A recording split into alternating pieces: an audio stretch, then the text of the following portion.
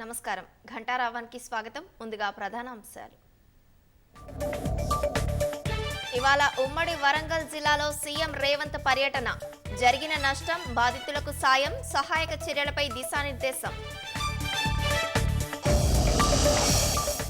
అకాల వర్షాలకు రాష్ట్ర వ్యాప్తంగా కోలుకోలేని అపార నష్టం. 21 మంది ప్రాణాలను బలికొన్న వరదలు.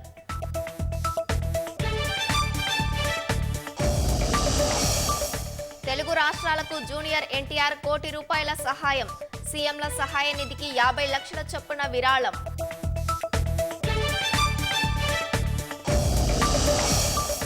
జనగాం జిల్లాలో ఆర్టీసీ బస్సును ఢీకొట్టిన లారీ. 3 మృతి, మరో 3కి గాయాలు.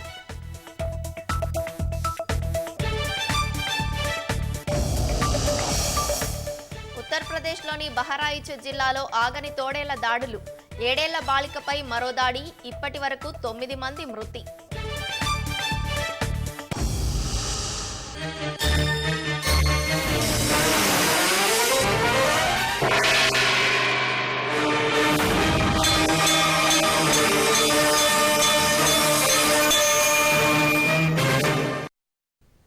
నమస్కారం ఘంటారావానికి స్వాగతం. ఆక్రమితం వల్లే ఖమ్మంలో వరదలు వచ్చాయని ముఖ్యమంత్రి రేవంత్ రెడ్డి స్పష్టం చేశారు. 75 ఏళ్లలో ఎన్నడూ లేని విధంగా 42 సెంటీమీటర్ల వర్షం పడిందన్న సీఎం, ప్రభుత్వం ముందు చూపు వల్లే ప్రాణనష్టం తగ్గిందని తెలిపారు. మున్నేరు రిటైనింగ్ వాల్ ఎత్తు పెంపుపై ఇంజనీర్లతో చర్చిస్తామన్న ముఖ్యమంత్రి, ఆక్రమణల్ని సర్వే ఆఫ్ ఇండియా మ్యాప్స్ ద్వారా గుర్తించి తొలగిస్తామని స్పష్టం చేశారు. ఖమ్మంలో మీడియాతో చిట్ చాట్ నిర్వహించిన రేవంత్ రెడ్డి, వరదలపై హరీష్ రావు ఇష్టారీతిన మాట్లాడుతున్నారని మండిపడ్డారు. ఆక్రమించిన స్థలంలో బీఆర్ఎస్ నేత పువ్వాడ ఆసుపత్రి కట్టారన్న సీఎం, ఆక్రమణలను తొలగించడానికి పువ్వాడకు హరీష్ చెప్పాలన్నారు. ఆక్రమణల తొలగింపుపై బీఆర్ఎస్ నేతలు ఆదర్శంగా నిలవాలని సూచించారు. మంత్రులంతా వరద సహాయక చర్యల్లో ఉన్నారని, సీఎం రాష్ట్రానికి ప్రత్యేకంగా విపత్తు నిర్వహణ సంస్థను సిద్ధం చేస్తున్నామని తెలిపారు. 5,438 కోట్ల ప్రాథమిక నష్టం జరిగినట్లు అంచనా వేసి కేంద్రానికి నివేదించామని, తక్షణ సాయంగా 2,000 కోట్లు ప్రకటించాలని ప్రధానమంత్రిని కోరామని తెలిపారు. తెలంగాణ వరద విలయాన్ని జాతీయ విపత్తుగా ప్రకటించాలని ప్రధానికి లేఖ రాసినా ఇప్పటివరకు స్పందన లేదన్న సీఎం రేవంత్ రెడ్డి, ప్రధాని సానుకూలంగా స్పందిస్తారని ఆశిస్తున్నట్లు తెలిపారు. లేకపోతే కేంద్రాన్ని కలిసేందుకు ప్రభుత్వం వెనకాడదని స్పష్టం చేశారు.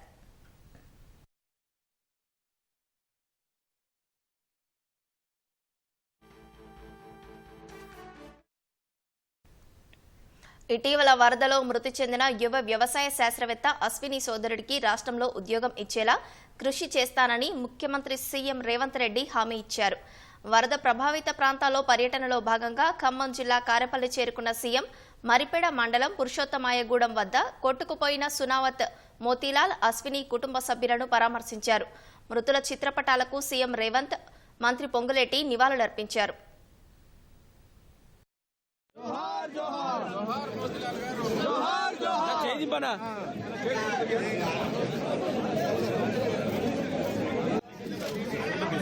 మీడియా వాళ్ళ ఎవరిది బనా సార్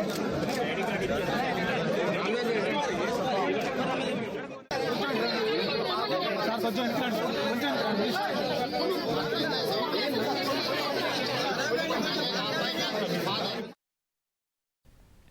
పాలమూరు రంగారెడ్డి ఎత్తిపోతల పథకంలో భాగంగా నిర్మించిన నాగర్ కర్నూలు జిల్లా వట్టెం జలాశయం పంప్ హౌస్ నీట మునిగింది.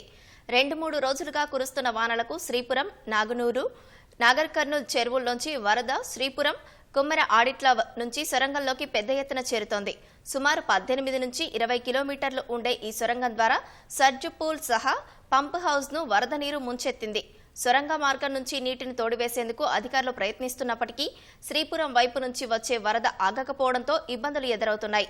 వట్టెం జలాశయం పంప్ హౌస్ లో 10 పంపులకు గాను 4 పంపులు ఇప్పటికే ఏర్పాటు చేశారు. మిగతా వాటి కోసం పనులు చేపడుతున్నామని, క్రమంలో భారీగా వరద చేరుతోంది. నీటి తోడేందుకు దాదాపు 20 నుంచి 30 రోజుల సమయం పట్టేలా ఉందని నీటిపారుదల శాఖ అధికారులు వెల్లడించారు. పంపులకు పెద్దగా నష్టం ఉండదని, నీటిని తోడేసిన తర్వాత శుద్ధి చేసి వినియోగించుకుంటామని వెల్లడించారు.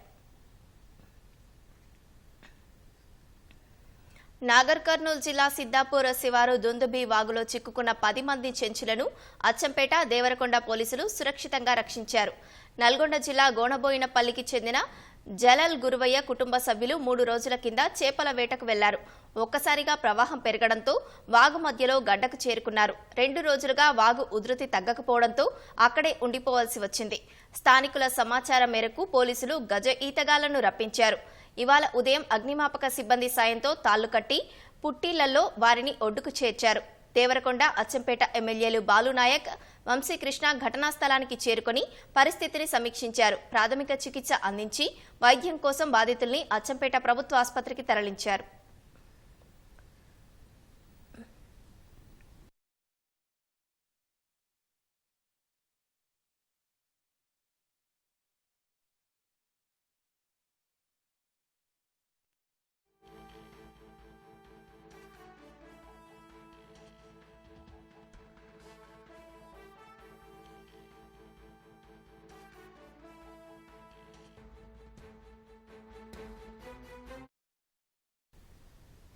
జనగామ జిల్లాలో ఘోర రోడ్డు ప్రమాదం జరిగింది. పాలకుర్తి మండలం వావిలాల వద్ద బస్సు, లారీ ఎదురెదురుగా ఢీకొనడంతో 3 అక్కడికక్కడే ప్రాణాలు కోల్పోయారు. ప్రమాదంలో మరో 3కి తీవ్ర గాయాలయ్యాయి. క్షతగాత్రులను చికిత్స నిమిత్తం తొర్రూరు ఆసుపత్రికి తరలించారు. ఆర్టీసీ బస్సు పాలకుర్తి నుంచి తొర్రూరు వెళ్తుండగా ప్రమాదం చోటు చేసుకుంది. చనిపోయిన 3లో వెలికట్టకు చెందిన 2 దంపతులు, పాలకుర్తి వాసి ఒకరుగా గుర్తించారు.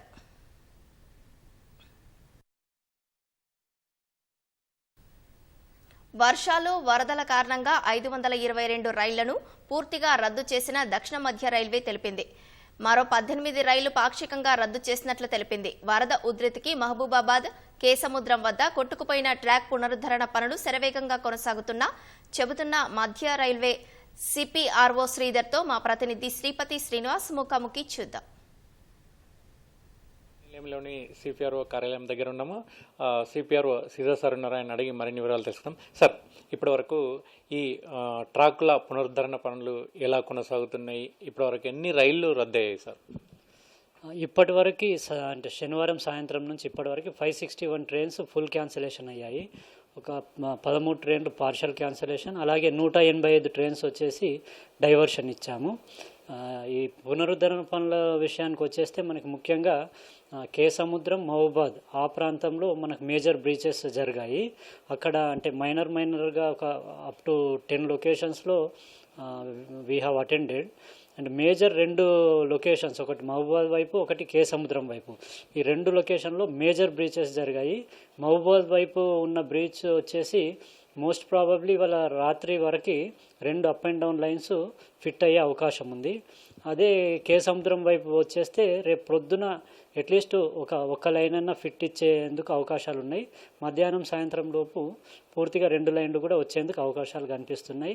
అంటే వాటర్ ఫ్లో అయితే ఇప్పుడు కొద్దిగా తగ్గింది, అంటే నిన్న మొన్నటి మాదిరిగా కాకుండా. మళ్ళీ వర్షం వస్తే కొంచెం ఈ పునరుద్ధరణ పనులకు ఆటంకం కలిగే అవకాశాలు కూడా ఉన్నాయి. ఈ ట్రాక్ పునరుద్ధరణ పనుల వల్ల చాలా వరకు రైళ్లను, అంటే దాదాపు 561 రైళ్లను రద్దు చేశారు. మన ఈ రూట్లో ఏ రాష్ట్రాలకు సంబంధించినటువంటి రైళ్లు వెళ్తూ ఉంటాయి, వస్తుంటాయి? ముఖ్యంగా మనకి తెలంగాణ, ఆంధ్రప్రదేశ్కి మేజర్ కనెక్టివిటీ ఉన్న రూట్ అండి ఇది. అలాగే ఫర్దర్గా మనం ఒరిస్సా వైపు, వెస్ట్ బెంగాల్, బీహార్కి కూడా వెళ్ళేందుకు ఈ రూటు ఇంపార్టెంట్ రూట్. అలాగే డౌన్ సౌత్ మనకి ముఖ్యంగా తమిళనాడు, మద్రాస్కి వెళ్ళే రైళ్లు కూడా ఈ రూట్లో ఉంటాయి. ఈ రూట్కి సంబంధించిన ట్రైన్సే క్యాన్సిల్ అయ్యాయి ముఖ్యంగా. ఈ రైళ్లు రద్దయిన తర్వాత ఎవరైతే ప్రయాణికులు ఉంటారో వాళ్ళకి సమాచారం అనేది, సంక్షిప్త సమాచారం ఎస్ఎంఎస్లో రావట్లేదు. మరి అది టెక్నికల్ ప్రాబ్లమా, రైల్వే వాళ్ళు పంపట్లేదా? చాలామంది ప్రయాణికులు అయితే ఇబ్బందులు పడుతున్నారు, ఆందోళన చెందుతున్నారు. రైళ్లు రద్దయినాయా లేదా వెళ్తున్నాయా అనే సమాచారం అయితే ప్రయాణికుల దృష్టికి పోవట్లేదు. దీని మీద మీరు ఎటువంటి చర్యలు తీసుకుంటారు? లేదు, ఇలాంటి ఇష్యూ మా దృష్టికి అయితే రాలేదు. అంటే రిజర్వేషన్కి సంబంధించి ఏ ఇష్యూ ఉన్నా కూడా మాకు ఆటోమేటిక్ ఎస్ఎంఎస్ సిస్టమ్ ఉంటుంది. దాని ద్వారా ప్యాసింజర్స్కి చేరవేయడం అవుతుంది ఇన్ఫర్మేషన్. అలాగే మేము హెల్ప్ లైన్ నెంబర్స్ కూడా రెగ్యులర్గా స్క్రోలింగ్ ఇస్తూ ఉన్నాం. ఎలక్ట్రానిక్ మీడియాలో, న్యూస్ పేపర్స్, ప్రింట్ మీడియాలో కూడా ఇవ్వడం జరిగింది. దాని ద్వారా కూడా చాలామంది సమాచారం తెలుసుకుంటున్నాడు. అలాగే డైరెక్ట్ స్టేషన్కి వెళ్ళి చాలా చోట్ల హెల్ప్ డెస్క్ కూడా పెట్టాము. హెల్ప్ డెస్క్ ద్వారా కూడా చాలామంది సమాచారం తీసుకుంటున్నారు. అలాగే రీఫండ్లు కూడా చాలామంది ఈ హెల్ప్ డెస్క్ దగ్గరికి వెళ్ళి కూడా రీఫండ్ తీసుకోవడము, ఆన్లైన్ వాళ్ళైతే ఆన్లైన్లో ఆటోమేటిక్గా కూడా రీఫండ్ జరగడం జరుగుతుంది. ఎక్కడ కూడా ఇబ్బంది వచ్చిన సందర్భాలు మా దృష్టికి అయితే రాలేదు. చాలా ప్రాంతాల్లో రద్దయిన రైళ్లకు సంబంధించినటువంటి ర్యాకులు లేకపోవడం వల్ల ఇబ్బందులు ఎదురవుతూనే ఉంటున్నారు. ముఖ్యంగా సికింద్రాబాద్ నుంచి విశాఖపట్నం వెళ్లాల్సినటువంటి దురంతో ఎక్స్ప్రెస్కి సంబంధించినటువంటి ర్యాకులు లేకపోవడం వల్ల దాదాపు 3 రోజుల నుంచి కూడా ఆ రైలు అందుబాటులో లేదని కూడా ప్రయాణికులు ఉంటారు. ఇటువంటి రైళ్లకు not only Secunderabad to Visakhapatnam చాలా రైళ్లకు సంబంధించినటువంటి రేకుల విషయంలో మీరు ఎటువంటి చర్యలు తీసుకుంటారు? అదే అంటే రేక్స్ విషయం అంటే ముఖ్యంగా మనకి ఈ రూట్లో ఇప్పటికి కూడా ఇంకా పునరుద్ధరణ జరగలేదు కాబట్టి ఇంకా ట్రైన్స్ నడిపే పరిస్థితి లేదు. ఇక ఇంపార్టెంట్ అంటే మేజర్ ఈ రూట్లోనే వెళ్ళాల్సిన చాలా ట్రైన్లు మనకు up and down Vande Bharat Secunderabad to Visakhapatnam, అలాగే మనకి గోదావరి ఎక్స్ప్రెస్, ఇలా చాలా ఇంపార్టెంట్ ఎక్స్ప్రెస్లు మనం క్యాన్సిల్ చేయాల్సి వచ్చింది. అంటే మనకు రూట్ పునరుద్ధరణ అయితే ఆ రేక్ లింక్ అన్నది పికప్ అవుతుంది వన్స్. ఇప్పుడు ఎక్కడి రేక్ అక్కడే ఉండిపోయాయి కాబట్టి ఒక్కసారి మనకి ట్రాక్ ఫిట్ వచ్చిన తర్వాత ఆ రేక్స్ ఎక్కడున్నా కూడా నియర్ బై అంటే మెయింటెనెన్స్ డిపోకి తీసుకెళ్ళి మెయింటైన్ చేసి ఆ రేక్ అంటే 1 డేలో కానీ 2 డేస్లో కానీ రేక్ లింక్ పికప్ అయిపోద్ది. దాంట్లో ఏం ఇష్యూ లేదు. అది అంటే రైల్వే రెగ్యులర్గా చేసే ప్రక్రియ. సో దానికి సంబంధించింది ఇష్యూ లేదు. ముఖ్యంగా మనకు పునరుద్ధరణ అన్నది జరిగితే ఈ ఎక్కడైతే స్టేబుల్ అయిపోయి ఎక్కడికక్కడ నిలిచిపోయిన రేక్స్ ఉన్నాయో వాటిలో మూమెంట్ వస్తుంది. పట్టాల మీదకి వరద నీళ్లు రావడం వల్ల రైళ్లు రద్దయిపోయాయి. చాలా ప్రాంతాల్లో స్టేషన్లోనే ప్రయాణికులు 2 రోజుల తరబడి ఉంటున్నారు. అటువంటి ప్రయాణికులను తీసుకెళ్లేందుకు మీరు ఏ విధంగా తరలిస్తున్నారు వాళ్ళని గమ్యస్థానాలకి? ముఖ్యంగా మనం ఇప్పుడు మీకు చెప్పినట్టు 500 పైచిలకు ట్రైన్లని క్యాన్సిల్ చేసాము. అది సమాచారం కూడా అందరికీ అన్ని మీడియా ద్వారా కూడా మేము పంపించాము. అయితే ముఖ్యంగా మనకి ఇబ్బంది ఎక్కడొచ్చిందంటే ఒక 5 ట్రైన్లు వచ్చేసి అంటే ఆ స్టేషన్లలో ఇరువైపులా కూడా వాటర్ ఉండడం వల్ల, బ్రీచెస్ ఉండడం వల్ల మూమెంట్ లేకపోవడంలో ఆ స్టేషన్లోనే ఉండిపోవాల్సి వచ్చింది. అది మొన్న సండే రోజు. సో ఆ రోజు మేము అంటే అన్ని రకాల రిసోర్సెస్ని పుల్అప్ చేసి ప్యాసింజర్స్కి ఏమాత్రం ఇబ్బంది కలగకుండా ముఖ్యంగా మనం పొద్దున్న నుంచి రాత్రి వరకు కూడా అక్కడికి అంటే స్టేషన్లోకి చేరుకునే పరిస్థితి లేదు. రాయన్పాడు కానివ్వండి లేదా కేసముద్రం కానివ్వండి. సో 2 చోట్ల కూడా మేము అంటే ఫుడ్, వాటరు, టీ, స్నాక్స్ అన్నీ కూడా టైం టు టైం అరేంజ్ చేసాము. ఎవరికి కూడా ఒక్క ప్యాసింజర్ కూడా ఇబ్బంది కలగకుండా చూసుకున్నాము. అలాగే ముఖ్యంగా రాయన్పాడు విషయానికి వస్తే అంటే కంప్లీట్ ఓవర్ఫ్లో అంటే విజయవాడ ప్రాంతం అంతటా కూడా ఓవర్ఫ్లో ఉంది. ముఖ్యంగా రాయన్పాడు స్టేషన్లోకి కూడా వెళ్ళే పరిస్థితి లేదు. అయితే అక్కడ మేము జేసీబీ యూజ్ చేసి, ట్రాక్టర్స్ యూజ్ చేసి దాంట్లో వాళ్ళ మెటీరియల్ని సప్లై చేయడం కానీ ఈవెన్ ట్రాన్స్పోర్టేషన్ కూడా యూజ్ చేసిన సందర్భాలు ఉన్నాయి. సో వాటిని యూజ్ చేసి అక్కడి నుంచి ప్యాసింజర్స్ని మేము స్టేషన్ తీసుకురావడం జరిగింది. ముఖ్యంగా రాయన్పాడులో Tamil Nadu express, Cherumadhavaram and Kondapalli near to Vijayawada, అక్కడ గోదావరి, చార్మినార్ ఎక్స్ప్రెస్. సో ఈ 3 ట్రైన్లకు సంబంధించిన ప్యాసింజర్స్ అందరినీ కూడా ఇబ్బందికరమైన పరిస్థితుల్లో కూడా ఆర్టీసీ బస్సెస్ అరేంజ్ చేసేసి వాళ్ళని విజయవాడ స్టేషన్ తీసుకొచ్చాము. అక్కడి నుంచి 3 స్పెషల్ ట్రైన్లలో వారి గమ్యస్థానానికి పంపించాము. అలాగే మన కేసముద్రం విషయానికి వచ్చేస్తే అక్కడ up and down Sanghamitra trains అలాగే నిలిచిపోయి ఉన్నాయి. అంటే అర్లీ మార్నింగ్ నుంచి లేట్ నైట్ వరకు సండే రోజు. అక్కడ కూడా మనకి అంటే స్టేషన్ చేరుకునే పరిస్థితి లేకపోయినా కూడా కొద్దిగా వాటర్ తగ్గుముఖం పట్టినప్పుడు బస్సెస్ 74 బస్సెస్ ఆర్టీసీ వాళ్ళు అరేంజ్ చేసి ఆ స్టేషన్ నుంచి కాజీపేటకి అందరినీ తీసుకొచ్చాము. సో దాదాపు 5,000 పైచీలకు ప్యాసింజర్స్ కాజీపేటకు తీసుకొచ్చి అక్కడి నుంచి 2 స్పెషల్ ట్రైన్లలో బెంగళూరుకి మరియు దానాపూర్కి వాళ్ళని పంపించాము. విజయవాడలో దాదాపు 4,500 ప్యాసింజర్స్ని ఇక్కడ కూడా మేము ఎవాక్యుయేట్ చేసి వాళ్ళకు సేఫ్గా గమ్యస్థానాలకు తీసుకెళ్ళాం. కాబట్టి రైల్వే తరఫున ఎవరికి కూడా ఇబ్బంది కలగకుండా అన్ని విధాల చర్యలు తీసుకున్నాం. ఓకే, ఈ రైళ్ల రద్దు వలన క్యాన్సిల్ చేయడం వల్ల కావచ్చు, లేదంటే బ్రీచ్లు పడడం వల్ల కావచ్చు, ఈ పట్టాలు కొట్టుకుపోవడం వల్ల కావచ్చు, ఇటువంటి వాటి వల్ల దక్షిణ మధ్య రైల్వేకి ఏ మేరకు నష్టం వాటిల్లింది? దాన్ని అంచనా క్షేత్రస్థాయి సిబ్బంది అంచనా వేస్తున్నారా? ఇప్పటికైతే ఇంకా మేము రిస్టరేషన్ పనులు, ఈ ట్రైన్ ప్లానింగ్ పనులలోనే పూర్తిగా నిమగ్నమై ఉన్నాము. నష్టాన్ని పూర్తి స్థాయిలో అయితే అంచనా ఇంకా వేయలేదు. ముఖ్యంగా మహబూబాద్ అక్కడైతే చూసిన పరిస్థితిని బట్టి దాదాపు ఒక 5 కోట్ల వరకు నష్టం వాటిల్లినట్టుగా కనిపిస్తుంది సుమారుగా. ఇంకా మేము అన్ని రకాలుగా ట్రైన్ క్యాన్సలేషన్స్ కానివ్వండి, ఇంక ఇతరత్ర పార్సల్కి వచ్చిన ఇబ్బందులు, గూడ్స్ ట్రైన్స్కి వచ్చిన ఇబ్బందులు అవన్నిటిని అంచనా వేసి ఇస్తే కానీ పూర్తి స్థాయిలో చెప్పలేము. Okay sir, thank you. ఇది మొత్తానికైతే దక్షిణ మధ్య రైల్వే ఈ వరదలు, వర్షాల వల్ల వచ్చినటువంటి ఇబ్బందుల వల్ల దాదాపు 561 రైళ్లను రద్దు చేసినట్లు చెప్తున్నారు.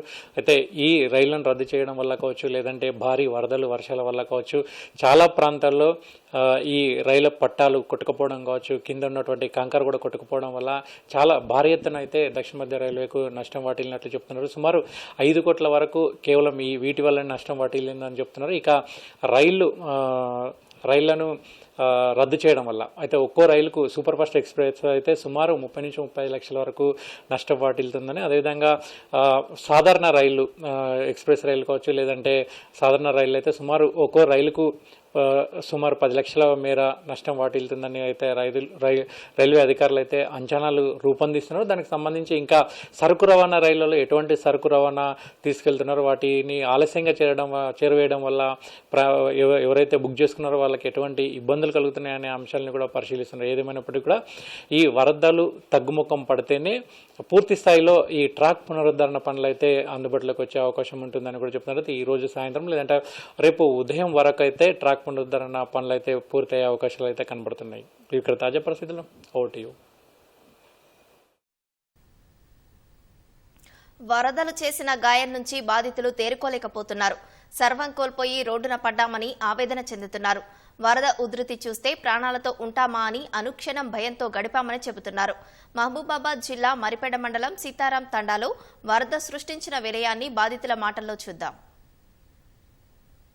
భారీ వర్షాలు, వరదలు మహబూబాద్ జిల్లాను అతలాకుతలం చేశాయి. చాలామంది గూడెం మారుమూల గూడెల్లో ఉంటున్నటువంటి తండావాసులంతా కూడా కట్టుబట్టలతో మిగిలారు. వరదలు మిగిల్చిన విషాదం అంతా ఇంత కాదు, మాటల్లో వర్ణించలేం. ముఖ్యంగా చూస్తుంటే ఇంట్లో ఉన్నటువంటి బియ్యం తడిసిపోయి ఎందుకు పనికిరాండిపోయాయి, వడ్లన్నీ కూడా తడిసిపోయాయి. అలాగే కట్టుబట్టలతో మిగిలారు, బట్టలన్నీ కూడా తడిసిపోయాయి.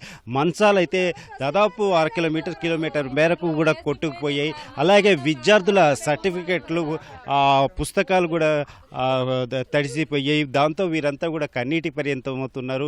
ప్రభుత్వం తమని ఆదుకోవాలని కోరుకుంటున్నారు. అమ్మ, మీరు చెప్పండి అమ్మా, ఏం జరిగింది అసలు ఆ రోజు, ఎట్లా వరద వచ్చింది? పడుకునే ఉన్నాం సార్, 2 అయింది, మాకు తెలియదు, 2:30 అయింది సార్. మేము పడుకునే ఉన్నాం, 3 ఇక్కడ నిద్రలోనే ఇంత ముందు వచ్చేసింది సార్. ఇంట్లో కరెంట్ పోయింది. కరెంట్ పోయేసరికి మాకు తెలియలేదు, బయ్యకని వాన కొడుతుంది సార్.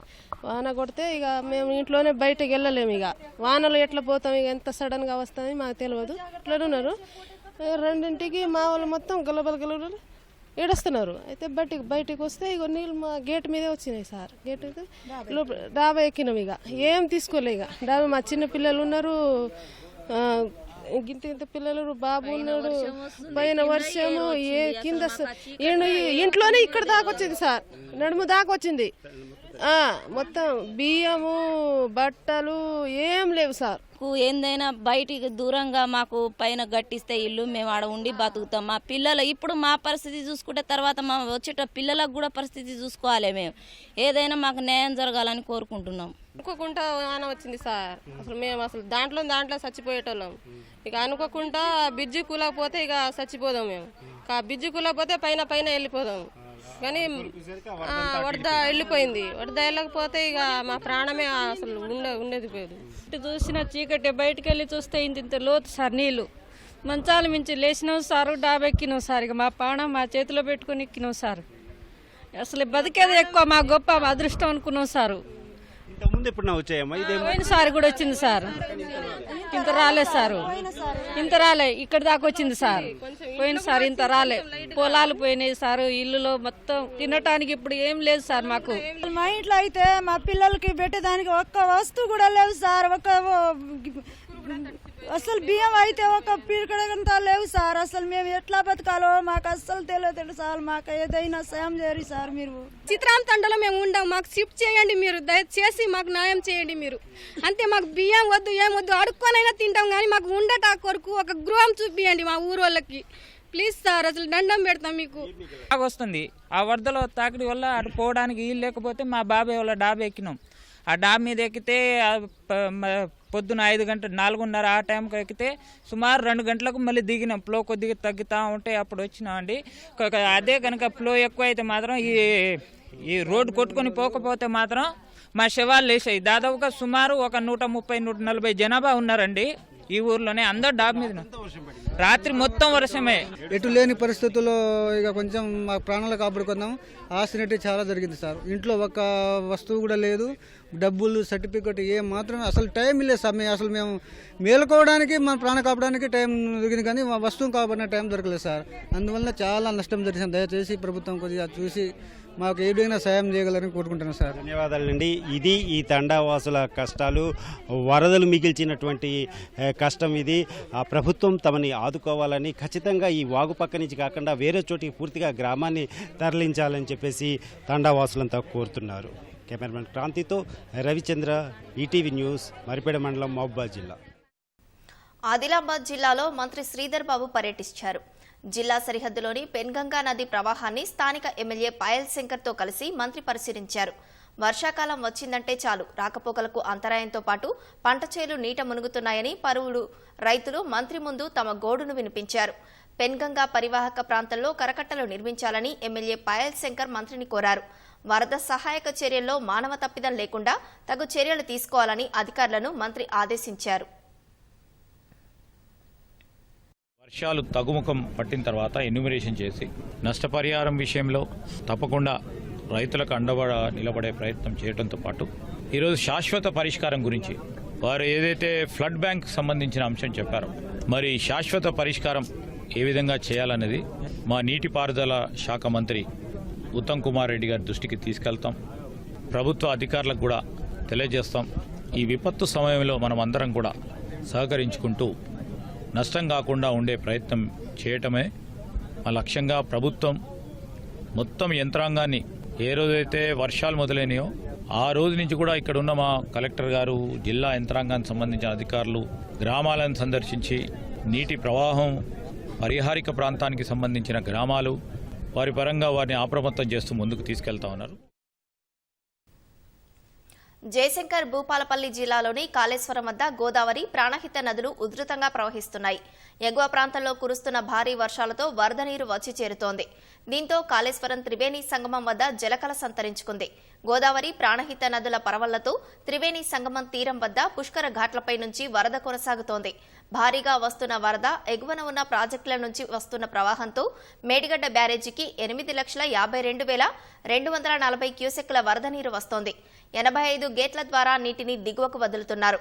అన్నారం బ్యారేజీకి 3,92,543 క్యూసెక్కుల వరద రావడంతో 66 గేట్ల ద్వారా అంతే స్థాయిలో నీటిని అధికారులు దిగువకు పంపిస్తున్నారు. మెదక్ జిల్లాలోని ఏడుపాయల వనదుర్గ భవానీ ఆలయం జలదిగ్బంధంలోనే ఉంది. 3 రోజులుగా వనదుర్గ ఆలయాన్ని వరద చుట్టుముట్టడంతో ఆలయంలోనికి భారీగా వరద ప్రవాహం చేరింది. వనదుర్గ గర్భగుడి ముందు వరద ఉధృతంగా ప్రవహిస్తోంది.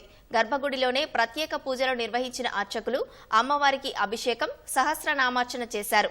పూజల అనంతరం ఆలయాన్ని మూసివేశారు. రాజగోపురంలో ఉత్సవ విగ్రహం ఏర్పాటు చేసి భక్తులకు దర్శనం కల్పిస్తున్నారు. వనదుర్గ ప్రాజెక్టు వైపు భక్తులు వెళ్లకుండా బారికేడ్లు ఏర్పాటు చేశారు.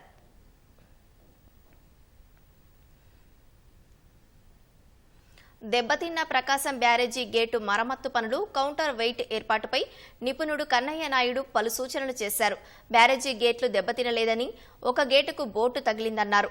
ప్రకాశం బ్యారేజీకి ఎలాంటి ముప్పు లేదని, ఎవరూ ఆందోళన చెందాల్సిన అవసరం లేదని నిపుణుడు కన్నయ్య నాయుడు తెలిపారు. మళ్లీ గేట్లు ఎత్తేలోపే కౌంటర్ వెయిట్ ఏర్పాటు చేసుకోవచ్చునన్నారు. ఎంత వరద ప్రవాహం వచ్చినా బ్యారేజీకి నష్టం లేదంటున్న కన్నయ్య నాయుడుతో మా ప్రతినిధి రమణ ముఖాముఖి. విజయవాడ ప్రకాశం బ్యారేజీకి వస్తున్నటువంటి వరద క్రమంగా తగ్గుముఖ పడుతుంది. ఇటు ప్రకాశం బ్యారేజీ వద్ద గేట్లు గేట్లు పునర్నిర్మాణం చేయడం, అలాగే కౌంటర్ వెయిట్ దెబ్బతిన్నటువంటి వాటిని పునర్నిర్మాణం చేసే విధంగా మరమ్మతు చేసేందుకు అధికార యంత్రాంగం సిద్ధమవుతుంది. ఇప్పటికే సీఎం చంద్రబాబు నాయుడు ఆదేశాల మేరకు ఈ గేట్లను అమెరికాలో నిపుణులైనటువంటి కన్నయ్య నాయుడు గారు ఇక్కడికి విజయవాడ చేరుకుని ఉన్నారు. అధికారులతో వాళ్ళు సమీక్ష నిర్వహించి ఆ గేటు ఎక్కడ దెబ్బతినింది, కౌంటర్ వెయిట్ పునర్నిర్మాణం చేసేటువంటి విషయంపై ప్లానింగ్ అయితే తీసుకుంటున్నారు. ఇక్కడ ఇరిగేషన్ శాఖ ఉన్నతాధికారులు ఇక్కడ సమావేశంలో పాల్గొన్నారు. ప్రస్తుతం మనతో పాటు కన్నయ్య నాయుడు గారు ఉన్నారు. వారిని అడిగి వారి యొక్క అభిప్రాయాలు తీసుకుందాం. సార్, ప్రకాశం బ్యారేజీ గేట్లు వాటిని పునర్నిర్మాణ విషయంలో ఎట్లాంటి చర్యలు తీసుకుంటారు? ప్రకాశం బ్యారేజీ గేట్లు దెబ్బతినలేదు. బోట్లు దానికి టచ్ చేసే ఉంది, కొంచెం ఒక గేటుకు మాత్రం టచ్ చేసి ఉంది, అది తీయాలి. కౌంటర్ వెయిట్ మాత్రం ఒక కౌంటర్ వెయిట్ బ్రేక్ అయింది, ఇంకొక కౌంటర్ వెయిట్ కొద్దిగా చిట్లింది ఎండ్లో. అందుకు కౌంటర్ వెయిట్ కొత్త బాక్సులు చేసిన దానికి డిజైన్ ఫైనలైజ్ చేసాం. ఇప్పుడు ఈ సాయంత్రం లోపల డ్రాయింగ్ అయ్యి మనం మ్యానుఫ్యాక్చర్ చేస్తే ఒక 1 వీక్లో వస్తుంది. ఇప్పుడు కౌంటర్ వెయిట్ లేకపోయినా కానీ ఫ్లడ్ ఫర్దర్ రిలీజ్ అయ్యి ఫర్దర్ తగ్గి 5 lakhsకి వచ్చినప్పుడు మనం గేట్లు క్లోజ్ చేయాలి. మనకు నీళ్లు నింపాలంటే ఆ గేట్లు క్లోజ్ చేసేదానికి కౌంటర్ వెయిట్ లేకనే దింపేదానికి స్కీమ్ ఫైనలైజ్ చేసాం. అది దింపుతారు. దింపినప్పుడు స్టోర్ చేసేదానికి ఏం ప్రాబ్లం లేదు. మళ్ళీ లిఫ్ట్ చేసే లోపల కౌంటర్ వెయిట్ కొత్త కౌంటర్ వెయిట్ బీమ్ కనెక్ట్ చేసి లిఫ్ట్ చేస్తారు. మళ్ళీ ఏదైనా ఫ్లడ్స్ వస్తే ఎత్తాలంటే. కానీ ఇప్పుడు ఒక గేట్కి ఆ ప్రాబ్లం ఉంది కాబట్టి ఆ గేట్ ఇవి సీజన్లో ఎత్తకపోయినా కానీ మనకేం ఇబ్బంది లేదు. మిగతా 71 గేట్లలో మనం రెగ్యులేట్ చేసుకోవచ్చు. 71 గేట్లని ఇప్పుడు మళ్ళీ ఏదైనా మైనర్గా ఏదైనా ఎక్కడ జరిగి ఉంటే అది కూడా టెస్ట్ చేసి ఇప్పుడు మళ్ళీ తరోగా ఇన్స్పెక్షన్ చేసేదానికి రెడీగా ఉన్నారు. కానీ గేట్లు అందరూ అనుకున్నంత డ్యామేజ్ ఏం కాలేదు. ఆ 3 గేట్లు కూడా ఏం డ్యామేజ్ కాలేదు. ఆ బోట్లు తీసేదానికి ఇప్పుడు వ్యవస్థ చేస్తున్నారు. కాకినాడలో ఎవరో ఉన్నారనేసి మనం అనుకున్నంత ప్రాబ్లం లేదు. దీనికి కాంక్రీట్ అదంతా బాగానే ఉంది. ఇంత మ్యాక్సిమం ఫ్లడ్ వచ్చినా ముందు కూడా ఇంకా దీనికన్నా ఎక్కువ ఫ్లడ్ వస్తే ఏమేమి ప్లాన్ చేయాలనేసి కూడా డిస్కషన్ జరుగుతూ ఉంది. పాత డ్యాములకంతా డిశ్చార్జ్ తక్కువ ఉంది, కొత్త డ్యాములకంతా డిశ్చార్జ్ ఎక్కువ పెట్టాం. అందువల్ల అక్కడ వచ్చిన నీళ్ళు ఇక్కడ పోవాలంటే ఇక్కడ ఎప్పుడైనా ఈ మాదిరి ఉంటుంది. ఇంక ముందు అది ఎలిమినేట్ చేసేదానికి ట్రై చేస్తున్నాం. ఈ 50 ఏళ్లలో నేను చూసింది మ్యాక్సిమం ఫ్లడ్ ప్రకాశం బ్యారేజ్. మనం ఇంతకుముందు ఎప్పుడు 9 కన్నా ఎక్కువ చేయలేదు. 8.5 వస్తేనే ఎక్కువ అనేది అయింది అనమాట. కానీ తర్వాత అన్ని బ్యారేజెస్లు నిండిపోయింది. దానివల్ల మహారాష్ట్ర నుంచి తుంగభద్ర బేసిన్లో పడిన వర్షం అంతా ఇక్కడే పోవాలి కాబట్టి మనకు ఆ ప్రాబ్లం వచ్చింది. కానీ ముందు ఆ ప్రాబ్లం లేకుండా ఏమేమి జాగ్రత్తలు తీసుకోవాలో దానికి ప్లాన్ చేస్తున్నాము. మెయిన్గా ఈ కౌంటర్ వెయిట్ అనేది చాలా దెబ్బతినింది. సో దాన్ని యాజ్ ఇట్ ఈస్గా కౌంటర్ వెయిట్ను ఎక్కడ తయారు చేస్తుంటే ఎప్పటిలోగా అందుబాటులోకి వచ్చే అవకాశం, పనులు ఎప్పుడు ప్రారంభిస్తారు? ఇప్పుడు కౌంటర్ వెయిట్ బదులు మెటల్ బాక్స్ ఇచ్చి కౌంటర్ వెయిట్ ఇక్కడే వేస్తున్నాము. సో అది కూడా ఇక్కడే 5 రోజుల్లోకి అంతా రెడీ అయ్యేదానికి ప్లాన్ చేస్తున్నాం. ఇవాళ డ్రాయింగ్ రెడీ చేయమని చెప్పి అన్ని డీటెయిల్స్ ఇచ్చేసాం. సాయంత్రం డ్రాయింగ్ చూసి కౌంటర్ వెయిట్ చేసి ఇచ్చి రెడీ చేస్తారు. అదేం ప్రాబ్లం లేదు. ఎంత వరద వస్తున్నప్పుడు దాని పనులు మొదలు పెట్టే అవకాశం ఉంది? ప్రస్తుతం 8 lakhs పైన వస్తుంది. దీనికి కనెక్షన్ లేదు. ఇవన్నీ రెడీ చేసుకొని 5 లక్షలు వరద వచ్చేటప్పటికి నీళ్లు తగ్గుతుందంటే మనం గేట్లు క్లోజ్ చేసి నీళ్లు నిలపాలి. ఇక్కడ మనకు పవర్ జనరేషన్కి తాగేదానికి ఇవన్నీ కావాలి, వ్యవసాయానికి కావాలి కదా, దానికి అరేంజ్ చేసేస్తాం. ఇప్పుడు మళ్ళీ దీనికి ఈ కౌంటర్ వెయిట్ మార్చేదానికి ఈ వరదకి సంబంధం లేదు. మనం భయపడాల్సిన పని కూడా లేదు. చోడవరం దగ్గర కూడా బ్యారేజీ నిర్మించాలని ప్రభుత్వం ప్లానింగ్ లో ఉంది. ఆ ప్లానింగ్ దానికి సంబంధించి ఏమైనా చర్చ జరుగుతుంది? నిర్మిస్తే ఎట్లా ఉంటుంది? అది కూడా ఉంది. అది సముద్రం నీళ్లు ఎక్కువైతే మళ్ళీ లోపలికి రాకుండా అది చూడాలి. ఇప్పుడు లేటెస్ట్లో మనము కేరళలో ఇప్పుడు నేనే స్టెయిన్లెస్ స్టీల్ గేట్లు వేసాను. సముద్రానికి మంచినీటికి మధ్యలో ఇది రస్ట్ పట్టకుండా ఉండే మనకు అన్నం ప్లేట్లు తింటాం కదా, 304 స్టెయిన్లెస్ స్టీల్ వేసాం. దాని కాస్ట్ 1 kg 290 రూపాయలు ఉంటుంది. మనం వేసే మెటల్లో 60 రూపాయలు ఉంటుంది. అది డిఫరెన్సు. మనం ఈ ప్రపోజల్స్ అంతా ఇచ్చి గవర్నమెంట్ ఆఫ్ ఇండియా అప్రూవ్ చేయాలి, మన స్టేట్ గవర్నమెంట్ అప్రూవ్ చేయాలి.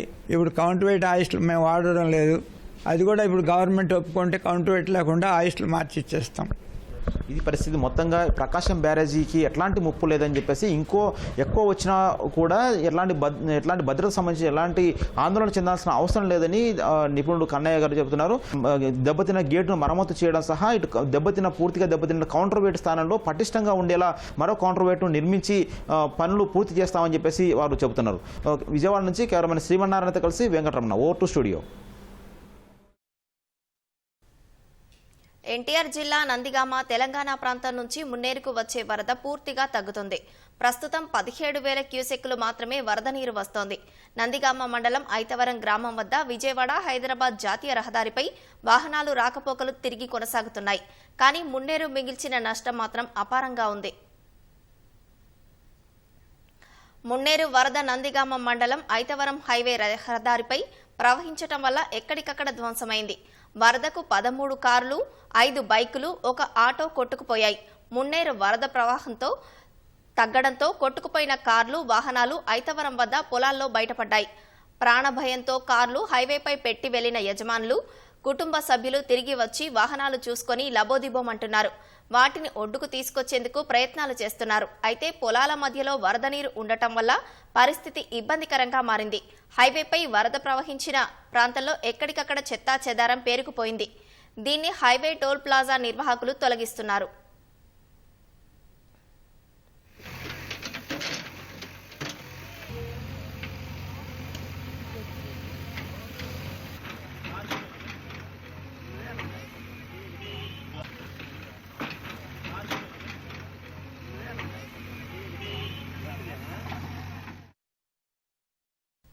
చందర్లపాడు మండలం చింతలపాడు గ్రామానికి వెళ్లే R&B రోడ్డు పూర్తిగా ధ్వంసమైంది. తోటరావులపాడు నుంచి చింతలపాడు వైపు వెళ్లే రోడ్డు పూర్తిగా కొట్టుకుపోయింది. దీంతో ఆయా గ్రామాల మధ్య వాహన రాకపోకలు నిలిచిపోయాయి. దీనివల్ల చింతలపాడు నుంచి తోటరాములపాడు, తుర్లపాడు మీదుగా ముప్పాళ్ల గ్రామం, నందిగామ, చందర్లపాడుకు వెళ్లేందుకు ప్రజలు తీవ్ర ఇబ్బందులు ఎదుర్కొంటున్నారు. రహదారికి వెంటనే మరమ్మతులు చేయించాలని ప్రజలు కోరుతున్నారు.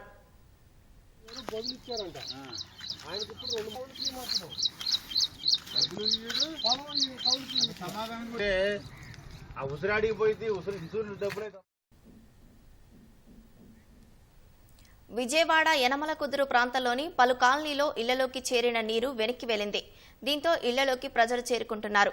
ఇళ్లు శుభ్రం చేసుకునే పనుల్లో ప్రజలు నిమగ్నమయ్యారు. పూర్తి స్థాయిలో వరద తగ్గేందుకు మరింత సమయం పట్టే అవకాశం కనిపిస్తోంది. పునరావాస కేంద్రాలు, ఎత్తైన ప్రాంతాల్లో ఉన్న వాళ్ళందరికీ ప్రభుత్వం, పలు స్వచ్ఛంద సంస్థల ప్రతినిధులు భోజనం అందజేస్తున్నారు. వరదలో చిక్కుకున్న వాళ్లని పునరావాస కేంద్రాలకు ఎన్డీఆర్ఎఫ్ సిబ్బందితో పాటు మత్స్యకారులు తరలించారు. అనేక ప్రాంతాల్లో విద్యుత్ లేక ప్రజలు ఇబ్బంది పడుతున్నారు. యనమల కుదురు, పెదపులిపాక ప్రాంతాల్లో విద్యుత్ పునరుద్ధరించేందుకు మరింత సమయం పట్టే అవకాశం కనిపిస్తుంది. ఇళ్లలో అన్ని వదిలేశామని, ప్రభుత్వమే ఆదుకోవాలని బాధితులు కోరుతున్నారు. మోకాల్లోతు నీళ్ళు వచ్చేసినాయి. కట్టుకోవడానికి మాత్రమే బట్టలు ఇచ్చుకుని 2 జతలు, మనిషికి 2 జతలు. పిల్లలకి కనీసం బుక్స్ కూడా తీసుకోలేదు. మంచాలు కానీ, ఇంట్లో ఉన్న టీవీలు, ఫ్రిడ్జ్లు, బీరువాలు మొత్తం నీటి పాలైపోయినాయి. ఇంటి మొత్తం రేకుల మీద నుంచి ప్రవహించింది వాటర్ అనేది. మరి అసలు ఇంటర్మీడియట్, డిగ్రీ చదువుకున్నాం, ఆ సర్టిఫికెట్లు తీసుకోలేదు. పిల్లలు ఈ డేట్ ఆఫ్ బర్త్ సర్టిఫికెట్లు, ఇన్కమ్ సర్టిఫికెట్లు, క్యాస్ట్ సర్టిఫికెట్లు, ఆధార్ కార్డులు, బ్యాంక్ అకౌంట్లు కానీ, ఏటీఎం కార్డులు కానీ, ఏ వస్తువు ఒక్క పేపర్ కూడా తెచ్చుకోలేదండి మేము బయటికి. మరి ఇదిగోండి, ఈ పాప అయితే నేను బీటెక్ జాయిన్ అయింది. ఇంకా 6 రోజుల్లో ఆ పాప సర్టిఫికెట్లు సబ్మిట్ చేయాలి. ఒరిజినల్స్ అనేది తీసుకోవాలా? మరి ఆ సర్టిఫికెట్ల గురించి ఏం చేస్తారో మరి గవర్నమెంట్ అనేది మాకు సహాయం చేయాలి. ఏదో ఒకటి, కనీసం ఏ వస్తువు అనేది తీసుకోలేదు. మేము తీసుకొచ్చారు, భోజనాలు తీసుకొచ్చారు, తిన్నాము. ఇంకా మా ఇల్లు తేలేటప్పుడు చాలా టైం పట్టిద్ది. పుట్లో తేలేదట్లు లేవు, అన్నీ కూలిపోయి ఉండమట్ట. మనుషులు మేము మిగిలేము. ఇక ఏదన్నా ఇక ప్రభుత్వం వాళ్ళు సహాయం చేస్తేనే కానీ, లేకపోతే మేమైతే కోలుకోలేము. పుట్లో కట్ట మీద కట్టాదారికి వెళ్ళామండి. కట్టాదారికి వెళ్ళి అక్కడే గడిపాము, భోజనాలు పెట్టారు. ఇప్పుడు కూడా వెళ్తానికి వెళ్ళే ఇది లేదు. ఇప్పుడు కూడా అందదు ఆ ఇల్లు. పల్లం రేకిళ్ళు, రేకు మీద ఎక్కి వెళ్ళిపోయినాయి. మరి ఏమీ లేవు. అన్ని కట్టి బట్టలు కూడా తెచ్చుకోలేదు. తెచ్చుకోకుండా వదిలిపెట్టి వచ్చేసాం. అన్నీ తడిచిపోయినాయి, తేలిపోయినాయి. ఇప్పుడు కూడా వెళ్ళి ఇంటికాడ ఉండటానికి ఆధారం లేదు. ఇక చాలా మంది పైన అప్స్టైర్లో ఉండిపోయారు. పైన ఉన్న వాళ్ళందరినీ ఒక 500 మంది దాకా తీసుకెళ్లి ఇద్దరిని ఉంచాం సార్. వాళ్ళని తీసుకురావడానికి చాలా ఇబ్బంది అయింది. కాలనీలో వాళ్ళందరినీ చేర్చేటప్పటికి చాలా టైం పట్టిందండి. అర్ధరాత్రి అయిపోయింది తీసుకొచ్చేసరికి. మేము కింద ఉన్న వాళ్ళందరినీ పైన రోడ్డు మీద దాకా తీసుకెళ్ళాం సార్. చాలా మంది రక్షించామనే సంతృప్తి కలిగింది సార్. కానీ ప్రస్తుతానికి ఎంత ఫ్లోట్ వస్తుందని ఉద్దేశం మేము ఎక్స్పెక్ట్ చేయలేదు. మహాలు వచ్చినాయి, వాటర్ వచ్చినాయి. కానీ అంటే మహాలు వచ్చిన గుమ్మల దాకా వచ్చేవి తప్పించి ఎంత లోపలికి ఫుడ్గా ఎంత దారుణంగా వస్తుందని ఎక్స్పెక్ట్ చేయలేదు. అప్పుడు పురుగు పట్టు వచ్చిందో తెలియదు, ఏం తెలియదు. మాకు ఎలా ఉందంటే దారుణంగా ఉంది సిచ్యువేషన్. మా స్నేహితులు ఇంట్లో రూమ్లో ఉన్నాం. పునరావాస కేంద్రాలకు తరలించిన ప్రజలకు ప్రభుత్వం అన్ని రకాల సౌకర్యాలు కల్పిస్తోంది. ఉదయం పాలు, బిస్కెట్ ప్యాకెట్లతో పాటు టిఫిన్ అందజేసింది. మధ్యాహ్నం, రాత్రి భోజనం అందజేస్తున్నారు. గత 3 రోజులుగా పటమటలంక ప్రభుత్వ బాలికోన్నత పాఠశాల, విఎంసీ పాఠశాలలో సుమారు 700 మంది పునరావాసం పొందుతున్నారు. వరద ప్రభావం తగ్గడంతో కొంతమంది ఇళ్లకు చేరుకుంటున్నారు. పునరావాస కేంద్రాల్లో ఉన్నవారికి ఆహార సౌకర్యం కల్పిస్తున్నారు. పునరావాస కేంద్రాల్లో ఉండే ప్రజలకు ప్రభుత్వంతో పాటు అనేక స్వచ్ఛంద సంస్థల వ్యక్తులు ఆహార పదార్థాలు అందజేస్తున్నారు. విజయవాడ నగరపాలక సంస్థ వాటర్ ట్యాంక్ సహకారంతో కరెంటు లేని ప్రాంతాలకు నీటి సరఫరా చేస్తోంది. పునరావాస కేంద్రాల్లో ఉంటున్న ప్రజలకు తెలుగుదేశం పార్టీ కార్యకర్తలు సేవలు అందిస్తున్నారు. ప్రజలకు అందుతున్న సౌకర్యాలను స్థానిక ప్రజాప్రతినిధులు, తెలుగుదేశం పార్టీ నాయకులు పరిశీలిస్తున్నారు. 2 రోజులుగా పునరావాస కేంద్రంలోనే ఉంటున్నామంటున్న బాధితులు సర్వం కోల్పోయామని చెబుతున్నారు. పునరావాస కేంద్రాల్లో ఎలాంటి ఇబ్బందులు లేవని అంటున్నారు.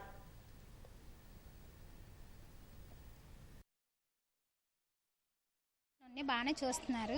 టిఫిన్లు వస్తున్నాయి, పాలు వస్తున్నాయి, భోజనం పెడుతున్నారు, సాయంత్రం భోజనం ఇస్తున్నారు. అంతా బాగానే ఉందండి. చంద్రబాబు నాయుడు గారు బాగానే చేస్తున్నారు. చీరలు, దుప్పట్లు అన్నీ బాగానే ఇస్తున్నారండి. మాకు అంత సౌకర్యం బాగానే ఉంది. మొన్న నైట్ చేరుకున్నాము, అన్నీ బాగానే అందుతున్నాయండి. బాగానే పెడుతున్నారండి. అన్ని పాలు, పిల్లల్ని బాగానే చూస్తున్నారు, మమ్మల్ని బాగానే చూస్తున్నారు. ఇక్కడ మెడికల్ క్యాంప్ పెట్టారండి, బాగానే చూస్తున్నారు మమ్మల్ని. మొత్తం మునిగిపోయింది. మాకు మొత్తం సామాన్లు మొత్తం బాగా మునిగిపోయినాయి. పబ్లిక్ అనేది రామలింగేశ్వర నగరు, అక్కడ కృష్ణలంక, రాణిగారి తోట నుంచి మనకి పబ్లిక్ వస్తున్నారు, వరద బాధితులు ఉన్న వాళ్ళందరూ. ఇక్కడ మనం వీళ్ళకి పొద్దున్న నుంచి కూడా మార్నింగ్ బిస్కెట్స్, పాలు ఇస్తున్నాము. తర్వాత టిఫిన్స్ అరేంజ్ చేస్తున్నాము. తర్వాత వీళ్ళకి చిన్నపిల్లలందరికీ కూడా మన ఏఎన్ఎంస్ అండ్ అంగన్వాడీ వాళ్ళు అందరూ కూడా పాలు కాచి పిల్లలందరికీ ఇస్తున్నాము.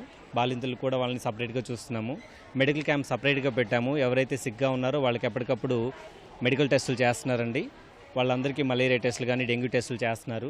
సరౌండింగ్స్ అన్ని నీట్గా ఉండేటట్టుగా శానిటరీ ఇన్స్పెక్టర్ గారు మేమందరూ కలిసి సరౌండింగ్స్ అన్నీ కూడా బ్లీచింగ్ కొట్టించడము, మార్జిన్స్ అన్నీ కూడా క్లియర్ చేసామండి. ఎక్కడికక్కడ పరిసరాలు శుభ్రంగా ఉండేటట్టు చూసాము. సో వీళ్ళకి మధ్యలో ఇంకా వాళ్ళకి ఏ అవసరం ఉన్నా కూడా వాటన్నిటిని కూడా అరేంజ్ చేసుకుంటూ జాగ్రత్తగా చూసుకుంటున్నామండి. ఇక్కడ ప్రధానంగా పడమటలంకలో ఈ 6 సెంటర్లలో ఈ 2 స్కూల్స్, గర్ల్స్ హై స్కూల్ అలాగే జెడ్పీ హై స్కూల్ రెండిట్లో కలిసి దాదాపు 750 మందిని ఇక్కడ పెట్టడం జరిగింది. దాదాపుగా వీళ్ళందరూ కూడా కట్టుబట్టలతో వచ్చిన వాళ్ళే ఎక్కువ ఉన్నారు. ఏదో ఒక 10 ఫ్యామిలీలో 15 ఫ్యామిలీలో వాళ్ళు ఏదైనా తెచ్చుకున్నారు తప్ప మిగతా వాళ్ళందరూ కూడా ఇల్లు పూర్తిగా మునిగిపోయి, ప్రత్యేకించి ఆ రిటైనింగ్ వాళ్ళు ఆనుకున్న ఇళ్ళన్నీ కూడా మునిగిపోయినాయి. ఆ రిటైనింగ్ వాళ్ళు మీద నుంచి నది రావడంతో కృష్ణలంకలో ఆ ఒడ్డున్న ఇల్లు కన్నా మునిగిపోవడం, వాళ్ళందరూ కట్టుబట్టలతో అవడం జరిగింది. మొదటి రోజు కొంచెం ఇబ్బంది ఉన్నా కూడా నిన్న ఈరోజు పూర్తిగా వాళ్ళకి టిఫిన్లు కానీ, ఫుడ్ కానీ, లేదంటే పాలు కానీ, ఇవన్నీ కూడా వాటర్, ఇవన్నీ కూడా సప్లై ఏదైతే ఉందో అది రెగ్యులేట్ అయింది. అయితే వాటర్ తగ్గిన తర్వాత మరి రేపటికేమన్నా తగ్గుద్దామని అనుకుంటున్నారు. వాళ్ళ వరకు మరి వెనక్కి వెళ్ళే అవకాశం ఉంది. కానీ ఇక్కడ ఉన్న ప్రజలందరూ కూడా మరి వాళ్ళు దాదాపుగా కట్టుబట్టలతో వచ్చిన పరిస్థితి. నిన్న ప్రభుత్వం వాళ్ళకి దుప్పట్లు, చీరలు ఇవన్నీ ఇవ్వడం జరిగింది. ఇవన్నీ కూడా ఉన్నాయి. వాటి అన్నింటినీ కూడా దాదాపుగా మనం వాళ్ళ ఇళ్ల దగ్గర ఉంటే ఎలా జరుగుతుందో అలా చేయాలనే ప్రయత్నం ప్రభుత్వం సప్లై చేయడం ద్వారా ఇస్తుంది. మేము కూడా పొలిటికల్ వాళ్ళందరూ కూడా ఇక్కడ తెలుగుదేశం సంబంధించిన అందరూ కూడా ఇక్కడ పూర్తి బాధ్యత తీసుకుని క్యాంపుల్లో ఎటువంటి ఇబ్బందులు లేకుండా చూస్తుంది. తెలుగు రాష్ట్రాలకు జూనియర్ ఎన్టీఆర్ ₹1 కోటి విరాళం ప్రకటించారు. ఇరు రాష్ట్రాల సీఎంల సహాయ నిధికి 50 లక్షల చొప్పున విరాళం ఇస్తానని ఎక్స్ వేదికగా తెలిపారు. తెలుగు రాష్ట్రాల్లో వరద బీభత్సం కలిచివేసిందన్న జూనియర్ ఎన్టీఆర్ అతి త్వరగా తెలుగు ప్రజలు కోలుకోవాలని ప్రార్థిస్తున్నానని పేర్కొన్నారు.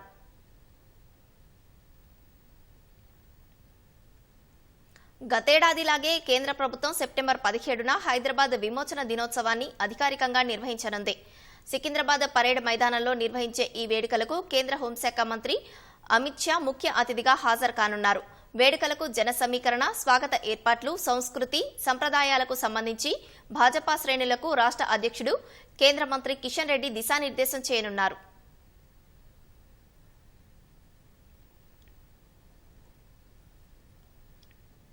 ములుగు జిల్లా మదనపల్లి అటవీ ప్రాంతంలో చిరుతపులి సంచారంతో గ్రామస్తులు భయాందోళనకు గురవుతున్నారు. అటవీ శాఖ సిబ్బందికి సమాచారం అందించగా చిరుత పాదముద్రలతో మగ చిరుతగా గుర్తించారు. పాకాల నుంచి ములుగు అటవీ ప్రాంతానికి వచ్చినట్లు అటవీ శాఖ అధికారులు తెలిపారు. చిరుత సంచారంతో అటవీ ప్రాంతంలో 30 మంది ప్రత్యేక సిబ్బందితో పాటు ట్రాకింగ్ ఏర్పాటు చేశామని ఎఫ్ఆర్ఓ శంకర్ తెలిపారు. పశువుల కాపర్లు అప్రమత్తంగా ఉండాలని, అవసరమైతే తప్ప అడవిలోకి వెళ్లకూడదని సూచించారు. పులి వచ్చిందని చెప్పేసి విలేజెస్ కాల్ చేయడం, మేము అక్కడికి వెళ్ళి చూసాం. చూస్తే దాని అడుగులు అక్కడ పొలాల మధ్య నుంచి దాని అడుగులు ఉన్నాయి. అక్కడికి వెళ్ళి చూసేసి దాన్ని చూస్తే ఆ చిరుతపులిగా చూడండి. అది చూసిన తర్వాత దాన్ని మొత్తం కొలతలు, దాని అడుగులు కొలతలు తీస్తే అది మగ చిరుతపులిగా తేలింది. కాబట్టి అక్కడున్న ప్రజలు ఎవరైనా, ఆ చుట్టుపక్కల ఉన్న విలేజెస్ ఎవరైనా అడవిలోకి పోతే అప్రమత్తంగా ఉండాలి. సీసీ కెమెరాలు కూడా పెట్టాం. అది ఏ రూట్లో వస్తుంది, ఏ రూట్లో పోతుంది అనేది కూడా మేము మొత్తం గమనించడం జరుగుతుంది. ప్రస్తుతానికైతే ఆ ఏరియాలో ఉన్నది. అటు నుంచి మేము మ్యాక్సిమం ఆ పాకల ఫారెస్ట్ ఏరియాకు థిక్ ఫారెస్ట్ ఏరియాకు పంపడం జరుగుతుంది.